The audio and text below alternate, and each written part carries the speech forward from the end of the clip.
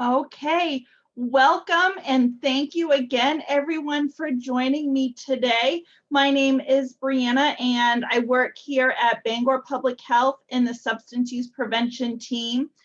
Today, we're going to be talking about an education session geared towards parents of young adults, people who work with young adults, anybody who is that caring adult in a teen's life.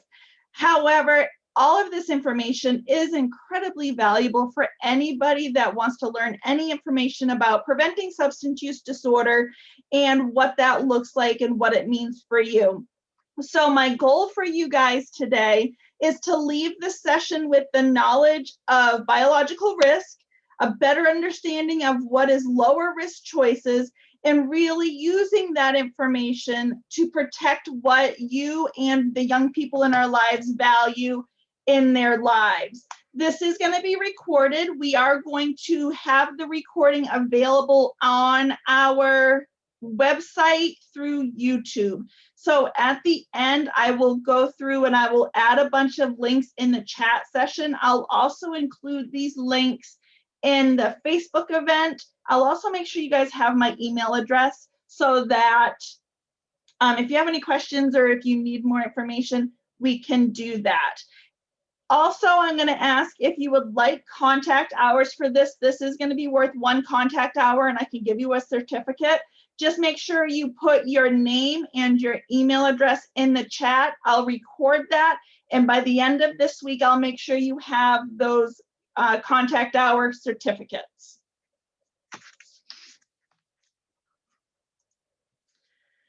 So quick introduction. I've been here with Bangor Public Health a little over 5 years now doing substance use prevention work.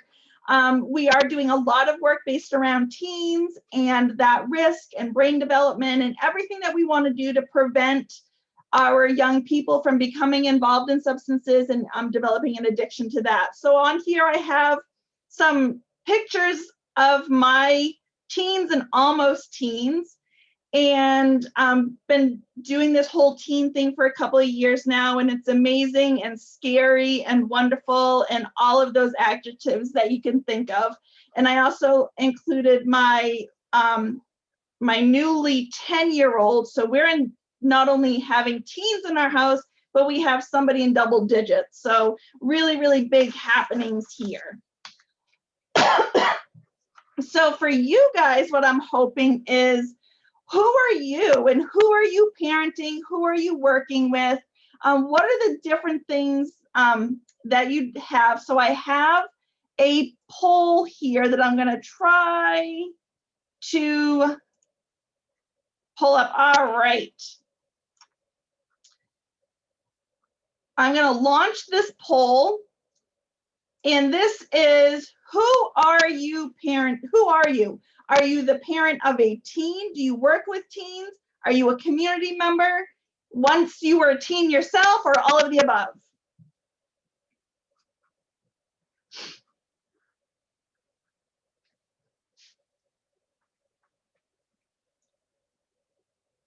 Awesome. Thank you so much. So it looks like we have a lot of all of the above. We're teens ourselves, community member, and we work with teens. So I'm going to go ahead and end that poll. Thank you very much. And that just kind of gives me an idea about who we have, what your level of expertise is, maybe what are some things that you might be looking from this program. The first little activity I want us to do is, if you have a little piece of paper in front of you, maybe just in your head, I want you to think about those teens in your life and brainstorm a list of 3 things that they value. Think about the young people. What are they into? What is important to them? Who are they at their core selves? Is it family? Is it friends? School, jobs, career? Maybe it's good health, making their own decisions. Maybe it's partying. So think to yourself, and if you want to mark this down somewhere, even better, what are some of those things that young people value? What do they find important? And I'll give you a few seconds here just to brainstorm that for yourself. Write them down somewhere, and we're going to come back to this later.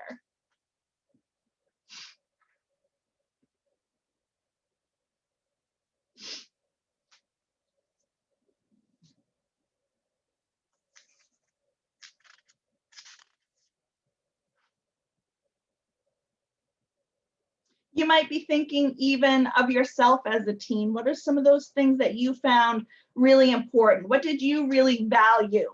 What did you really strive for?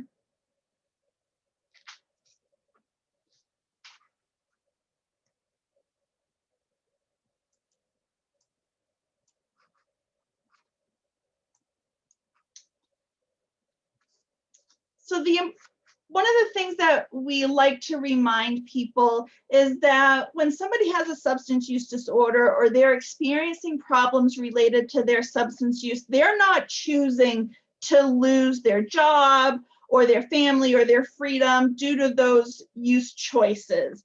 I have yet to meet somebody who wakes up and they're like, you know what, today would be a really great day to get arrested.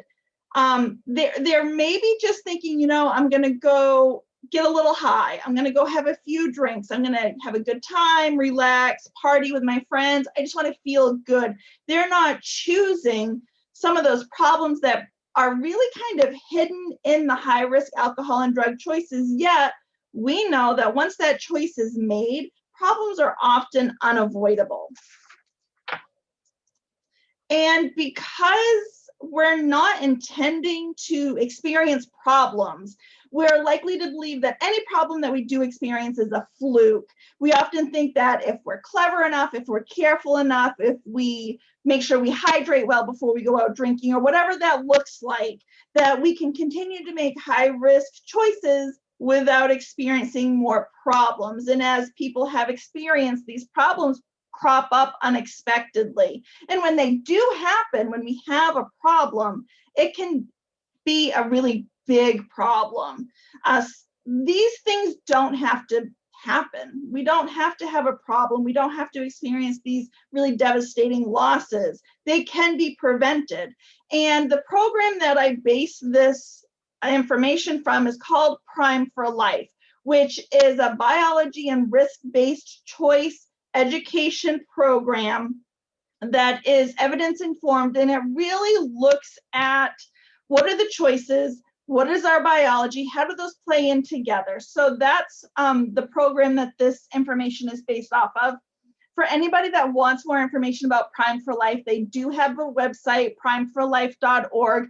I'm one of the certified instructors for it, and it runs the gamut of populations that we can work with. We have a youth, like middle school, high school age program. We have a parent program. So if you have more questions about Prime for Life or where this information is coming from, I'd be more than happy to answer those questions or point you in the right direction for that resource. Going back to prevention here, what we're going to find is for most of us, when we think about prevention, this is going to be requiring new ways of thinking about reducing risk. And when I talk about reducing the risk, I mean reducing the likelihood that a problem is going to occur. This is not about good intentions and determination. That's not going to be enough. We really need some concrete ideas about what is low risk and what is our level of risk. Something that sometimes comes up either very vocally in a group or sometimes the thoughts that people have in their head is the kind of person that develops a substance use disorder or an alcohol use disorder. And it's really interesting to think about. So it's important that we need to recognize that we all kind of carry some stigma and bias when it comes to those kind of people. So in the chat real quick, if you can, think about some of those key phrases or words that our community uses that really stigmatizes and stereotypes those with the substance use disorder.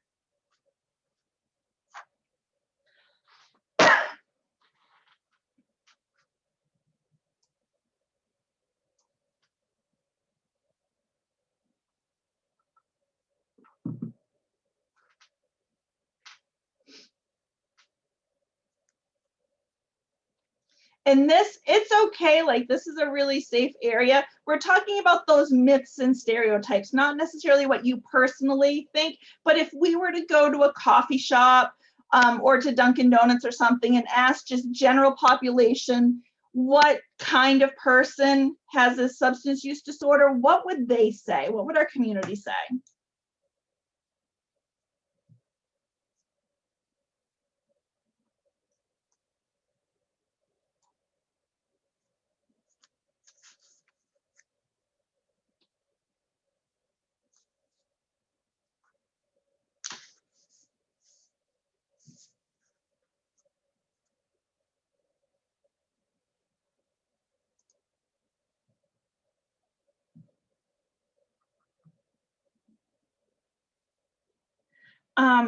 Something we really want to make sure we're doing when we're talking about substance use disorders, we really want to look at debunking the myth and destigmatizing.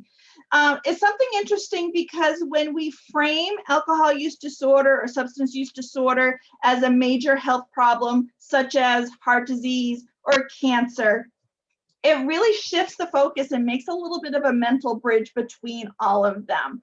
Because I think if we talk to people every day, we can all recognize that sometimes we all have risk for developing heart disease. We all have risk for developing cancer. Sometimes we can do very specific things to lower our risk, but we probably always have that risk. However, when we ask the same people about what is the likelihood that you'll develop an alcohol use disorder or substance use disorder, they get very different responses. And I think that goes hand in hand of we're not understanding how our choices might be risking what's important to us and what we value, whether it's risking heart disease, cancer, or even alcohol use disorder. All three of them are lifestyle-related health problems. And to understand this, also, we need to think about how it kind of puts it into an us and a them. I'm not the type of person people might think. I'm not the type of person that's going to develop an alcohol use disorder. It could be about maybe it's the type of person I am, or the emotional makeup, or my personality, or all those other descriptors that we use when we're talking about somebody with a substance use disorder. The beliefs about what kind of person develops a use disorder might not seem important. It is important for two reasons. And first of all, these beliefs can lead people to think that an alcohol use disorder can't happen to them because we're not that kind of a person. And some people might think, secondly, that if these problems are caused by the kind of person I am, it might think, well, maybe I am that kind of a person. Is this automatic? Is this my destiny? Do I have any control over this? And an important thing here also to mention is that alcohol use disorder, substance use disorder does not develop because of the type of person I am. It develops because of two things. It develops because of our biology, and it develops because of the choices that we make. Not about the type of person, not about who I am, what I value, or those other stereotypes or stigma that come along with a use disorder. So the first thing we want to talk about here is trigger point. So the trigger point is the changes in your brain that lead to addiction. So if you make enough high risk substance use choices, you are going to make changes in your brain. These changes in your brain are the trigger point to what is addiction.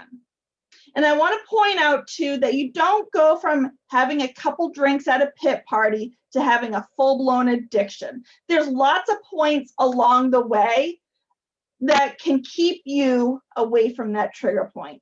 So what sets our trigger point? How does this happen? This is our biology.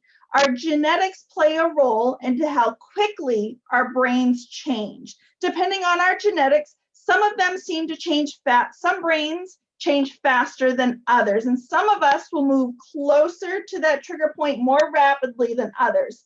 So this is where the research comes in, showing that everybody has a trigger point.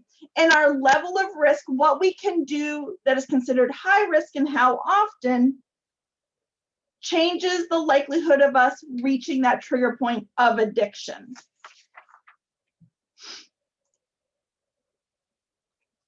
So this also leads us to understand that biological risk is not the same for everyone. And what does biological risk look like? Here are the 3 questions that we ask to determine somebody's biological level of risk for addiction. Their family history. Do they have a direct family member, parent, biological grandparent, or sibling with an alcohol use disorder or a substance use disorder? So think about some of those generational use disorders that we see. It doesn't happen just because of the biology, which we'll talk about, but the biology does play an important role in that development.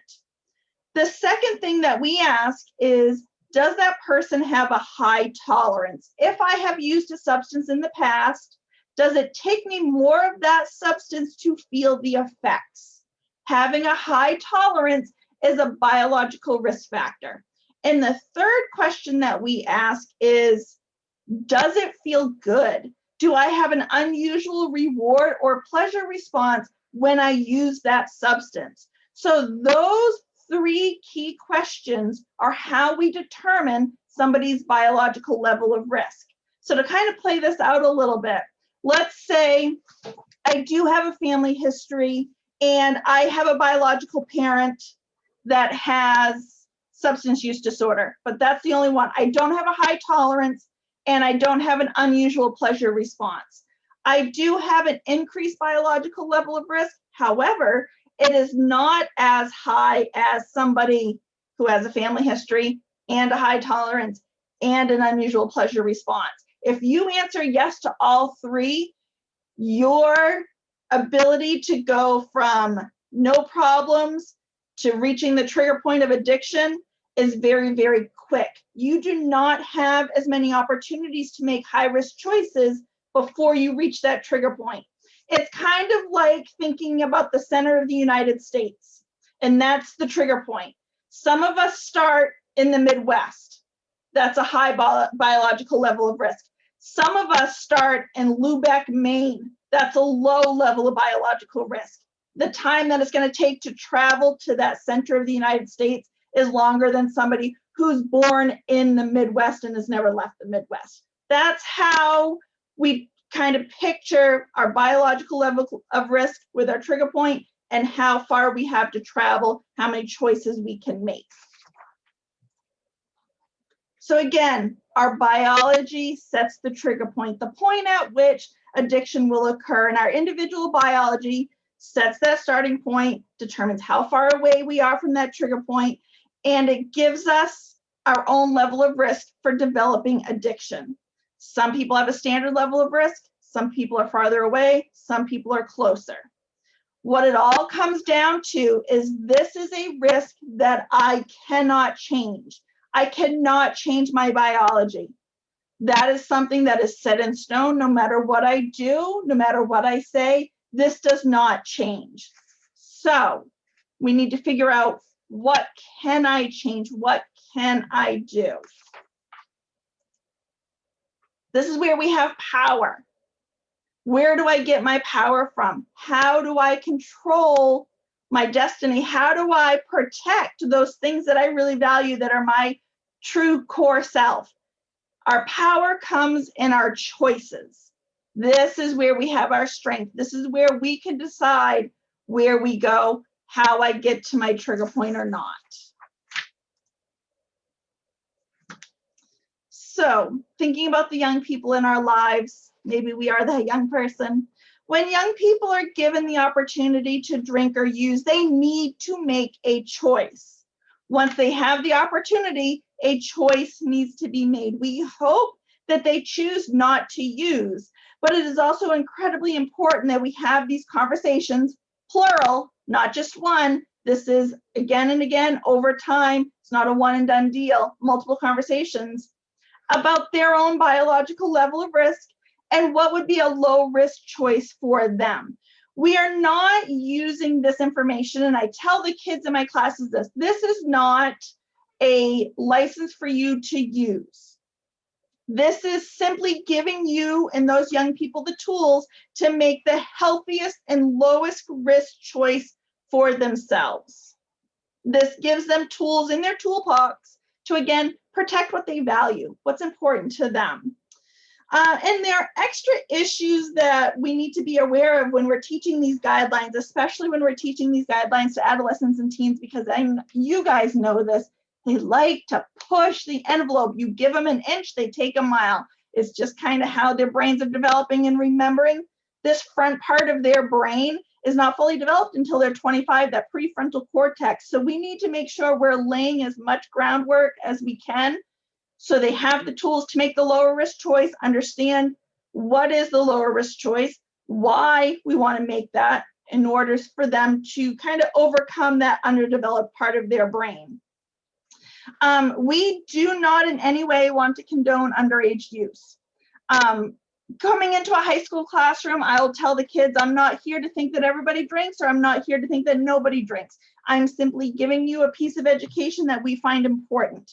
At the same time, just like we do with driver safety, with traffic safety, it's important to give guidance for a lifetime and to give what can be potentially life-saving information to those young people. So for example, teens under the driving age learn about traffic rules, they learn about traffic safety, but it doesn't automatically give them the license or permission to drive. And few people are going to hand over the car keys to a person who's not been educated and prepared to get a license. So for more information, again, when we're talking about this under 21 crowd, this is not about permission. This is about tools for their toolbox. And there's more information. If you go to the primeforlife.org website, it does give some really good breakdowns. And if anybody wants more information about why we teach it this way, I'm more than happy to answer those. Just pop it in the chat, send me an email, anything like that. So now talking about our choices. When we're talking about an alcohol use disorder or drug addiction, the choices that matter are the quantity, so how much, and the frequency, how often that somebody is drinking or using a substance. How much and how often we choose will be kind of the theme throughout this. And when I talk about high-risk choices and low-risk choices, we want to define what that means. Now, choices don't just happen in a vacuum without other influences. So thinking about the choice that you made today to wear what you wear, to eat the meals that you eat, to do certain things in the job that you're doing. We all make choices, and we have certain things that influence those choices. Some of them are internal or are psychological influences. Maybe it's my attitude for today. Maybe it's what I value. Maybe it's my belief system or my family's belief system. Maybe it's the emotions that I'm feeling today. Sometimes our emotions may kind of theme our choices. Sometimes it's just our personality that influence our choices. Then we have our external influences on our choices. Those are our social influences, things like family, friends, school groups, community groups. So this is the groups that we are part of. So when social factors influence people to make high-risk choices, we tend to see higher rates of high-risk use. We might not be aware of why or how that affects us, but I think a lot of us can understand how social factors can influence choices, especially when we think of certain times that we're out with our friends and we're doing certain things, and how if we're with a group of people that influence high-risk use choices, it could influence us to also make those high-risk use choices.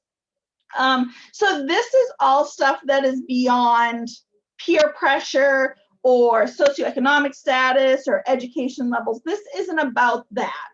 Those things actually do not come into play when we're talking about what influence our choices.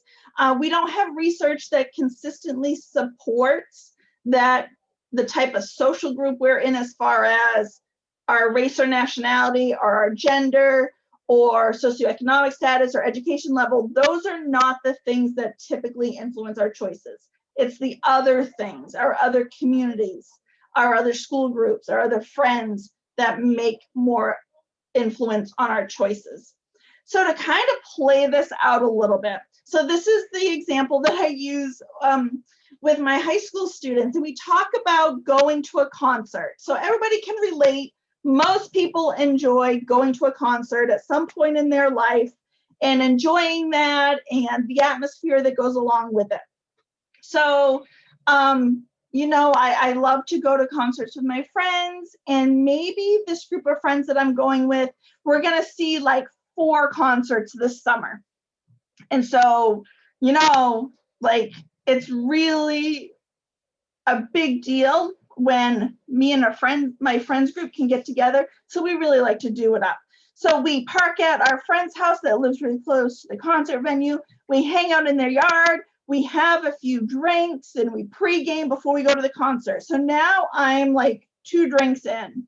But you know what? Who cares? I'm with my friends. They're all doing the same thing. It's all good. And we go to the concert and we have a couple of drinks there because, woo, it's a concert. This is super fun. I love the music. I love hanging out with the people. It's just a really good time. And other people are doing it too. So I had 2 at the pregame. I had 2 at the concert. I'm up to, in one evening, 4 drinks. Okay, you know, not great, but not awful. Well, at the concert, we run into a group of friends that we never get to see, and they're going out to somebody else's house after for a post-concert party, and it'll be so much fun, and they have a keg, or they're doing all this stuff. Why don't you guys come along? So we go to that also, and then I have another 3 drinks there. So in one evening from, let's say, 5 p.m. to midnight, I've had 7 drinks. Now, for some people, they might be thinking, hey, 7 drinks, that's just the start of the evening. Some people are thinking, holy cow, 7 drinks, I'd be under the table. But thinking about those social influences, what brought me to that 7 drinks? Was I sitting at home all by myself, enjoying a good book and drinking 7 drinks?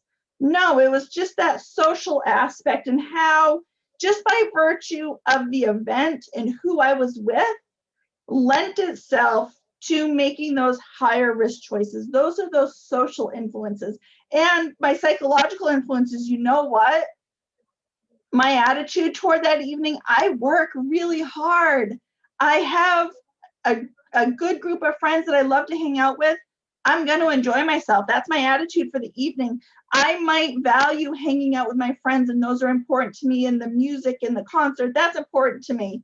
I might have some emotions where I'm really, really happy and this is so exciting. Why wouldn't I drink? Or maybe I have some personality where I'm gregarious and outgoing and risk-taking, some of those things that can be seen as some of the personality pieces that kind of play into some high-risk use choices. So that's what influence looks like on our choice.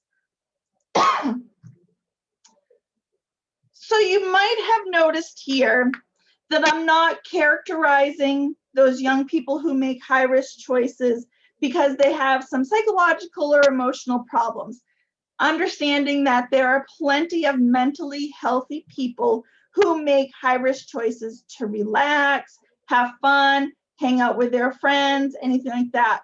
The key point here to remember is the better that the substance feels to us, the more likely it is to cause problems. It influences us to use more and to use it more often. So playing that concert thing again, let's say, again, we're going to 4 concerts this summer, so I do that same thing 4 times. Is that going to automatically bring me to the trigger point of an alcohol use disorder? Not necessarily, but that's a lot of high-risk events that will bring me closer. It's not going to trigger it automatically, but it will be bringing me closer. Really thinking about how people use substances and alcohol for a lot of different reasons, not just because they have problems. The key here, better it feels, the more likely it is to cause problems. I have some big asterisks in my notes here. I do want to take the note of, we do need to acknowledge that our youth who identify as LGBTQ+ do experience higher rates across the board when it comes to substance use, as well as they're reporting not feeling safe in their schools and communities, and they're not feeling connected in their schools and communities. This is something that we do explore more beyond this quick presentation. I can't dive in too deep with it with this today, but we do know that this is part of it. And we want to make sure that we do acknowledge that. And if you have more questions, we can talk about that via email or anything like any other system. I just can't bog down this event with it. So I'm going to take a quick pause, do a quick time check. Is my volume and pace okay? Do you need me to slow down, go over anything again? How are we doing? I'm checking on the chat here. Got some thumbs up. I appreciate that feedback. Thank you. I don't know. I know I have some community partners and some other service providers here, and I see some law enforcement partners. I can tell you guys, this is a really weird platform to work from, and I appreciate those cues from you guys, even though they're not verbal, because that really helps in what we're doing here. This whole new virtual world is really, really interesting, and we're trying to use it to our advantage. So thank you for that feedback. I appreciate it.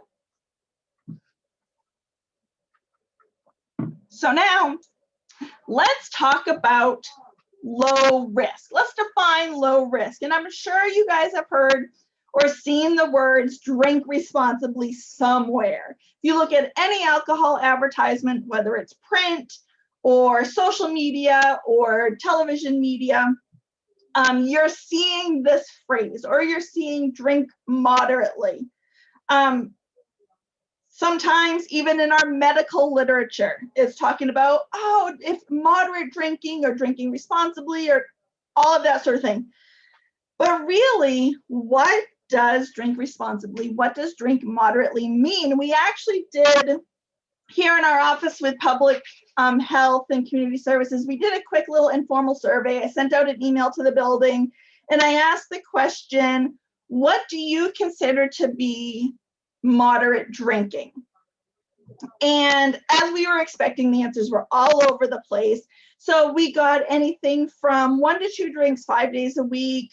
I have a drink every once in a great while, but I have a friend who drinks 3 to 4 glasses of wine at one time, and they think that's moderate.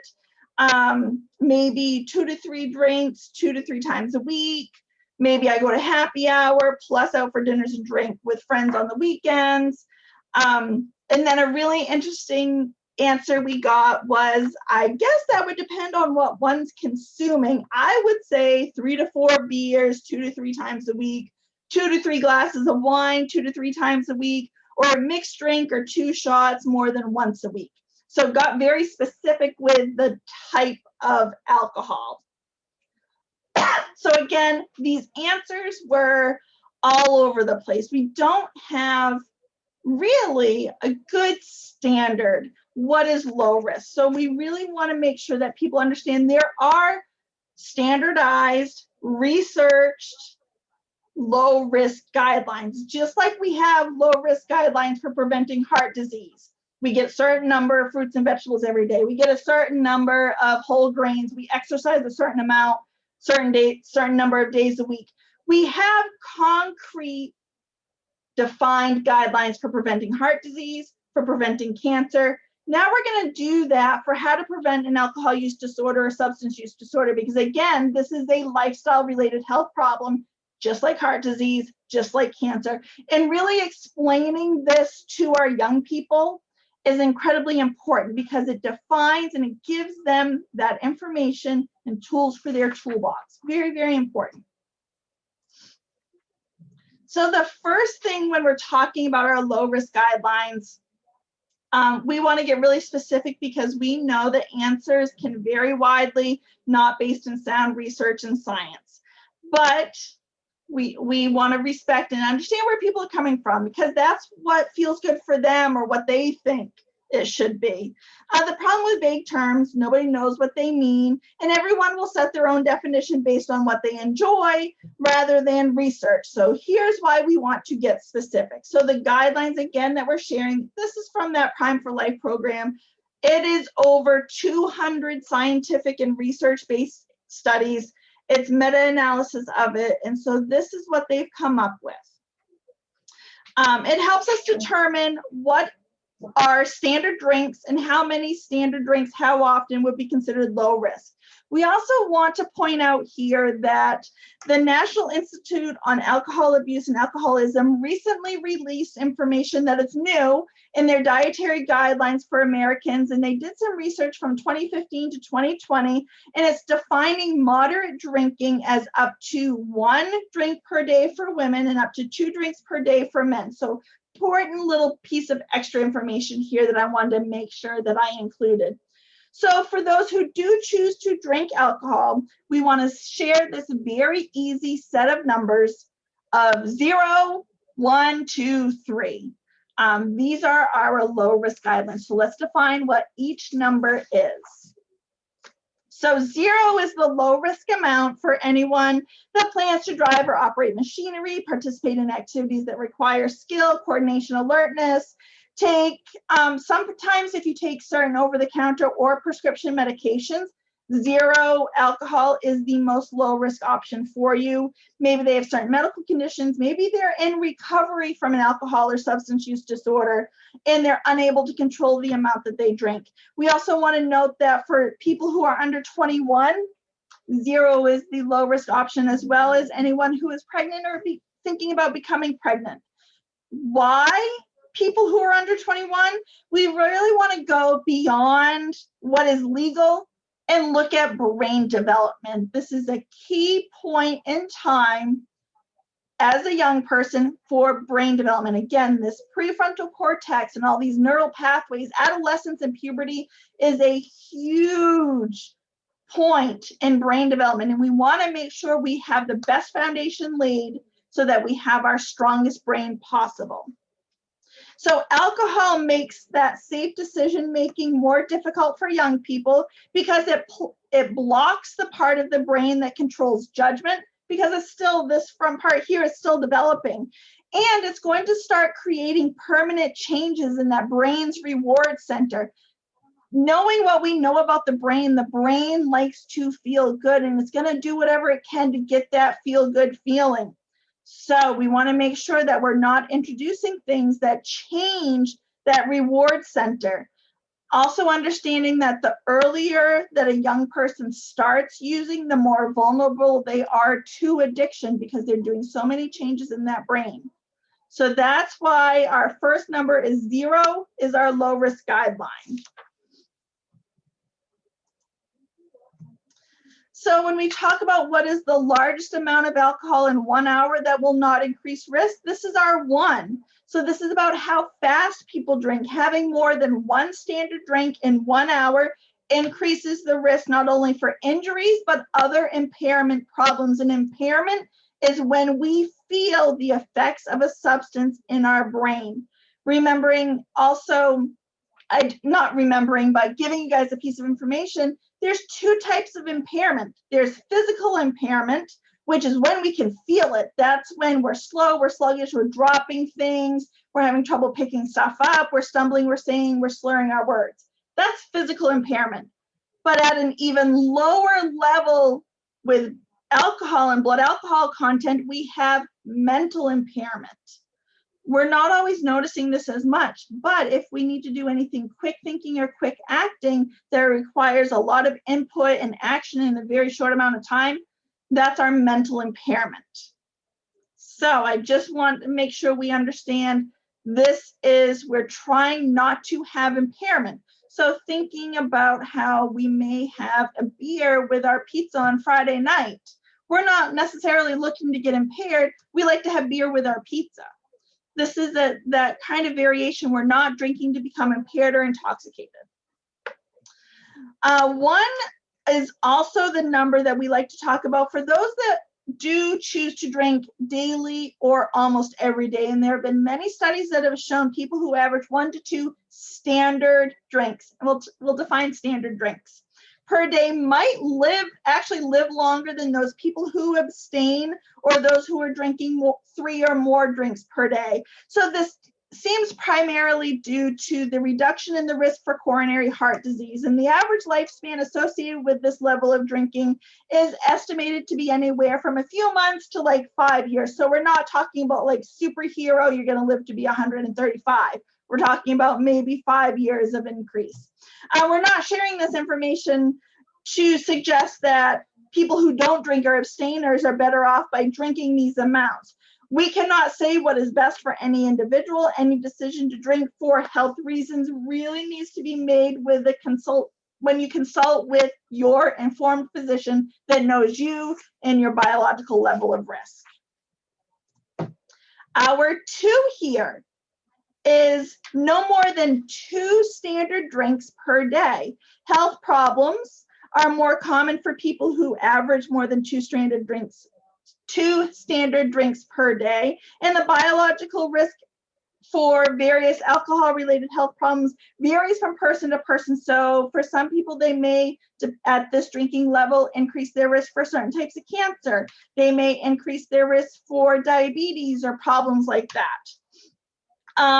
Also thinking about how more than 2 standard drinks per day can create more discomfort. You don't feel as good, less productivity and income from the work. Maybe there's a bigger financial strain on individuals and their families. So these and other problems result in a more poor quality of life and a shorter lifespan on average for those that drink over the 2 standard drinks per day.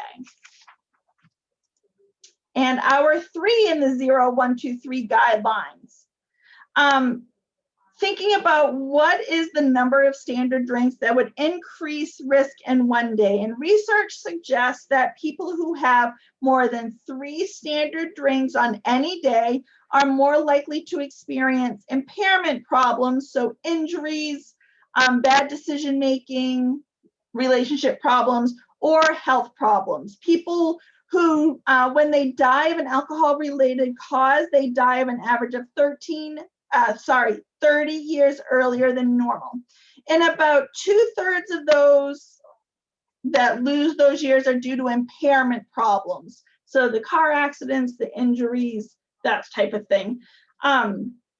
Even people who generally drink 0 to 2 standard drinks per day, but sometimes they drink more than 3, have a higher rate of health problems. So maybe you drink a couple of drinks here and there during the week, but 4 times a year, like at the concert again, you really go all out. That's going to be causing problems, not only an increased risk for health problems, but an increased risk for impairment problems. So again, that's our 0, 1, 2, 3 guidelines. Now to bring this back to some of our youth stuff here, I wanted to do a poll and ask you folks. So the question that I'm going to ask you comes from our main integrated youth health survey, the 2019 survey results for Penobscot County. And the question in the poll is, during the past 30 days, how many days did you have at least 1 drink of alcohol? And this is our high school students in Penobscot County. So let me put this poll up.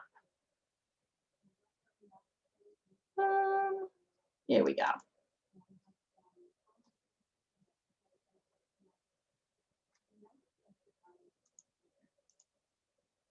So I'm going to launch this poll. And again, the question is, during the past 30 days for Penobscot County high school students, on how many days did you have at least 1 drink? And these are the students that answered at least 1 day, they had at least 1 drink. So the percentage of students that answered at least 1 day.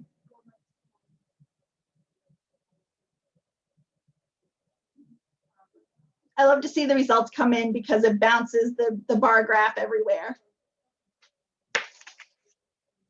All right, so We have a 50-50 split with 27.4% got 2 of the votes and 19.3 got 2 of the votes. So there you go. Those are those results. And the answer here is 19.3. So the percentage of high school students in Penobscot County that answered in the past 30 days they had at least one drink on any given day, almost 20% of our high school students. So I really like this information because it just talks about 30-day use is what we use as a metric for current use.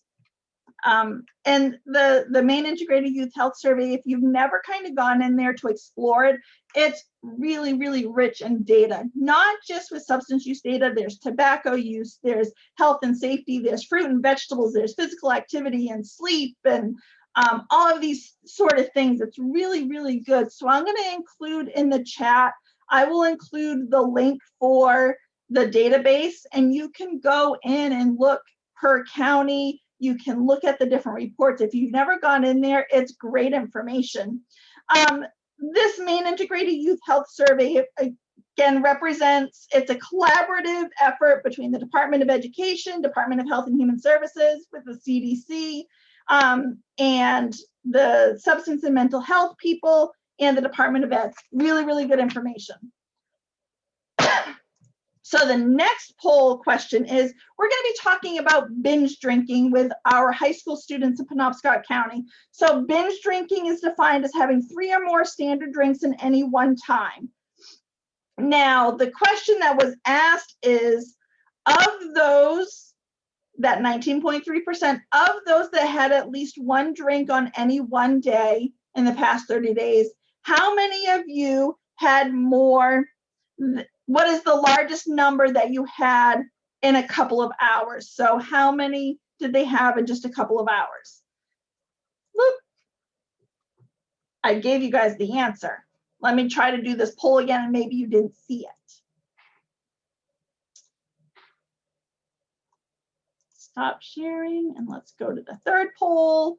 We'll pretend that you didn't see the number slide.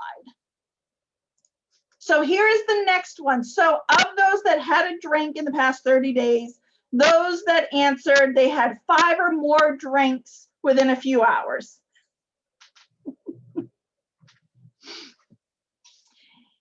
You guys are so smart. You're very perceptive.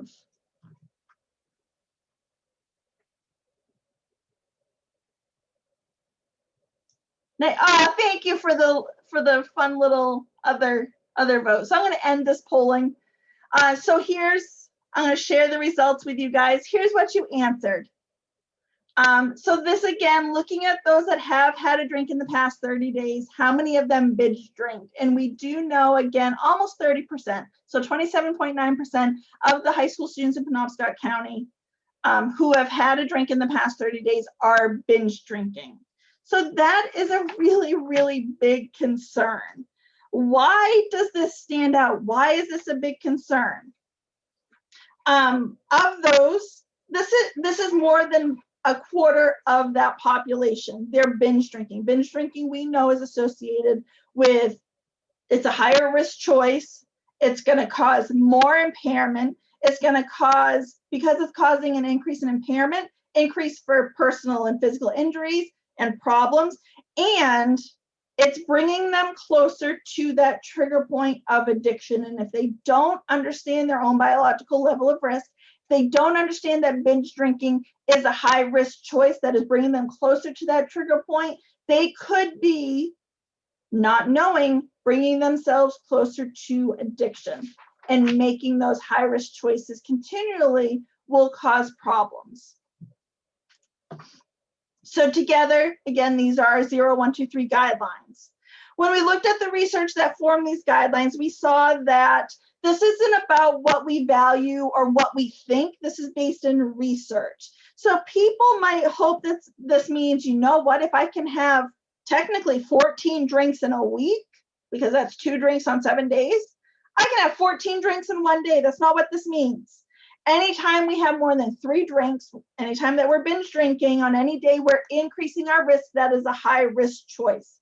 So we need to really be careful think about our uses, and we need to know what a standard drink is.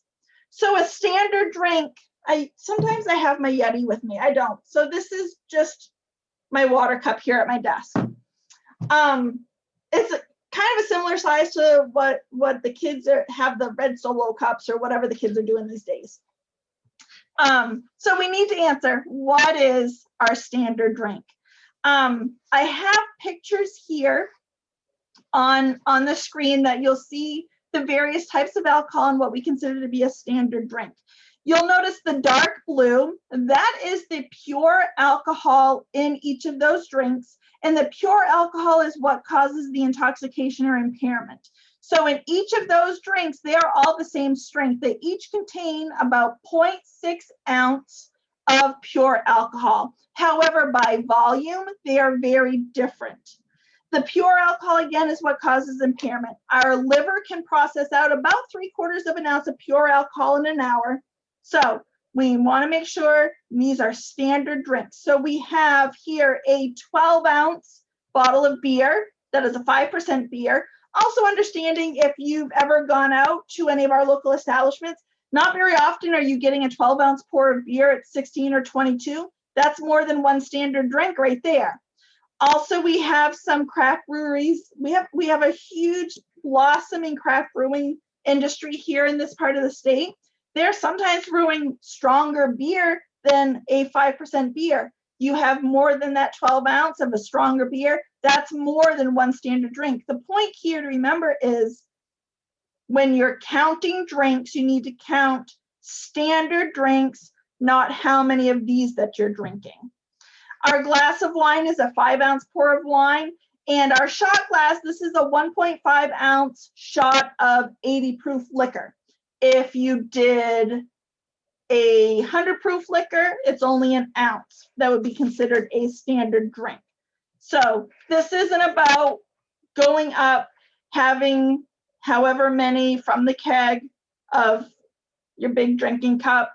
This isn't about making a mixed drink in your big Yeti and pouring in a bunch of rum and then putting in a little bit of Coke for color or anything like that and calling that one drink. This is, what are the standards? What are the measurements? How much pure alcohol are you putting into your system? And again, could be like, how do you talk to kids about this?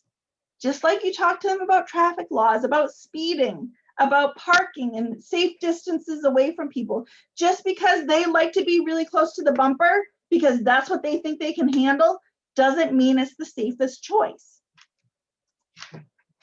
Another piece of the puzzle is, when we're talking about the kind of person who develops an alcohol use disorder, a lot of times people think of the type of emotional or mental illness. And certainly there are people who drink because of anxiety or depression.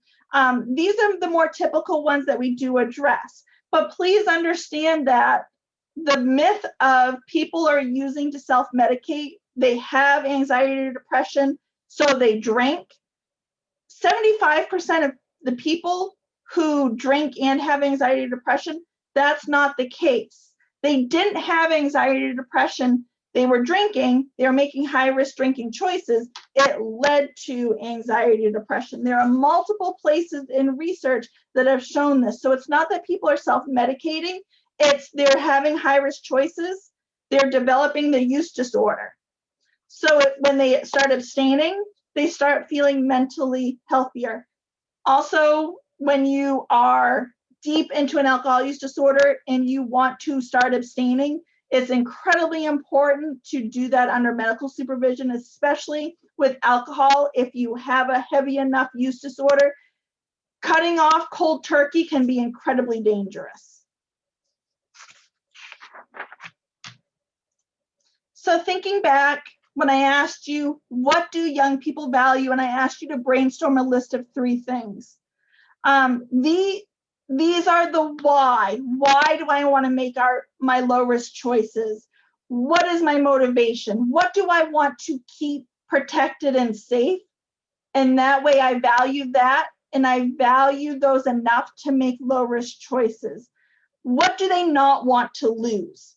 Also, incredibly important, young people value you. You are the source of information. They are who you are who they may be looking to for this information or validation or saying and calling out, you know what, those choices are not low risk. You might feel like you're invincible, but this is bringing you closer to a problem. Remember to keep having this conversation. Make sure that your expectations are known and the consequences are clear for those young people in your life. I do want to thank you guys so much for joining me today. I'm going to do a stop share now because I have some things that I want to link for you in the chat box here. And like I said, if you want contact hours, please leave your name and email address in the chat box, and I will send you a certificate with contact hours after later on this week. I am going to stop